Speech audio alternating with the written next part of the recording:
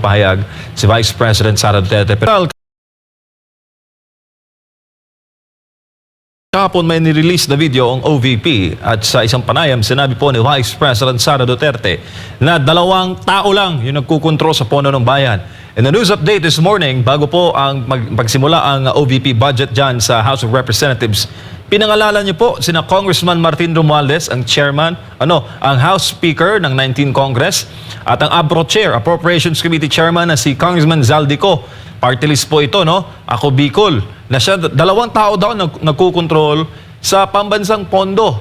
Kung bakit ito nasabi, Attorney Sal, ng ikalawang Pangulo, ating pong panoorin sa video na ito.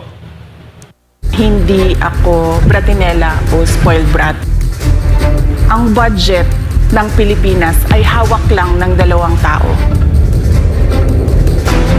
Ang budget ng Pilipinas ay hawak lang ng 2 tao. Hawak lang siya ni Congressman Zaldico at ni Congressman Martin Romualdez. Yan ang katotohanan. Halimbawa ko dito, medyo mahaba ito, kaya pagpasensyahan mo. Ang halimbawa ko dito, sa DepEd muna tayo. Sa Department of Education, noong taong 2023, merong 5 billion na inapprove para sa classroom construction. Nagulat ako kasi merong mga lumapit na miyembro ng House na humihingi. Hinihingi nila yung 5 billion, parte ng 5 billion na budget. Wala kasi akong experience sa ganyan. At saka ang pagkakaintindi ko, pag inapprove na yan ng Office of the President, ibibigay na yan, pagdediretso na yon sa approval at trabaho ng Department of Education sa construction ng mga classroom. Nagulat ako, may humingi. Magkano ba ang amin dyan? Magkano ba ang amin dyan? So sinabi ko, hindi pwede ito. Kasi ang mangyayari nito, hindi magagawa ng Department of Education ang trabaho namin na mag-construct ng classroom ayon sa classroom backlog at sa prioritization base sa backlog at sa classroom construction. So sinabihan ko yung isang congressman, sabihan ninyo si Martin Romualdez na hindi pwede chap-chapin ang classroom construction na 5 billion. Kaya kung makikita ninyo sa budget proposal na approved ng Office of the President, 5 billion yon. Pero nung lumabas yung GAA o yung budget approved noong 2023, naging 15 billion siya. Dahil hindi nga ako pumayag na kunin yung 5 billion, dinagdagan nila ng 10 billion yung classroom construction ng Department of Education. Yung 10 billion na yon hindi kontrolado ng Department of Education. Controlled yon ni Congressman Zaldico at Congressman Martin Romualdez. Hindi ko na kailangan ng corroborative witness dito dahil makikita nyo yon sa papel. Makikita ng taong bayan yon sa papel. NEP, 5 billion, lumabas ang budget approved, 15 billion.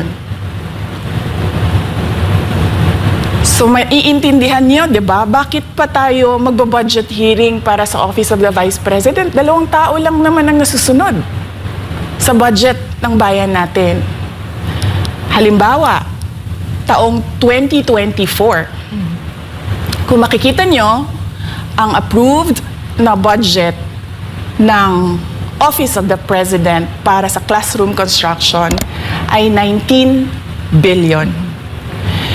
Noong lumabas na ang House version ng Appropriations Bill ay naging 24 billion ito. So, approved 19 billion, paglabas sa House, naging 24 billion.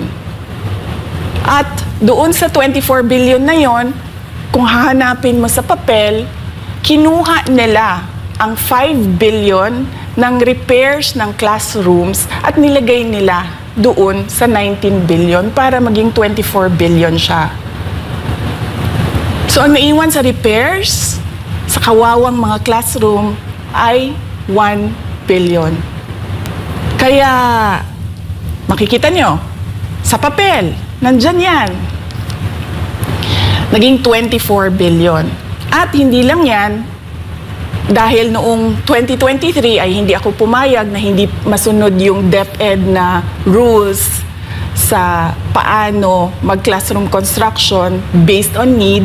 Ang ginawa ngayong 2024, inattach nila ang listahan na kung saan gagawin ang mga classroom construction worth 17 billion. Makikita nyo yon sa papel. Pagdating namin sa Senate, nakita yon ng mga senador. Tinanong nila ang Department of Education, totoo ba o hindi totoo na galing sa inyo ang listahan ng 17 billion ng mga classroom construction? Hindi natin masosolve ang classroom backlog kung ganito ang nangyayari. Pwede ba ninyo kaming tulungan? Yung mga senador naman, very helpful sila. Oo, tulungan namin kayo. Kaya nga kung makikita ninyo sa interpellation ng isang senador doon sa budget hearing sa Senate, So